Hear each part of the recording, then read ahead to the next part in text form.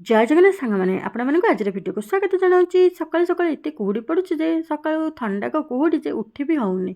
ତ ଯାହା ବି ହଉ ସକାଳଟା ମର୍ଣ୍ଣିଂଟା ହେଉଛି ଦିନ 8ଟା ବେଳକୁ। ତ ବହୁ କଷ୍ଟରେ ଉଠିକି କାମ ସାରିବା ପରେ ତ ଆମେ 8ଟା ସାଢ଼େ 8ଟା ବେଳକୁ ଫାଇନାଲି ମାର୍କେଟ ଗଲୁ ଟିକେ ପରିବାପତ୍ର କିଣିବା ପାଇଁ।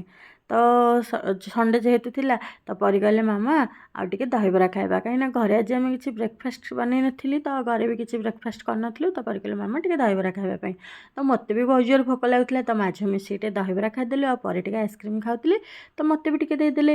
ତ ଯେମିତି କୁହୁଡ଼ି ହେଉଛି ଖରା ସେମିତି ଖରା ବି ହେଉଛି, ତ ସେଥିପାଇଁ ଖରା ବହୁତ ଜୋର ବି ହେଉଥିଲା।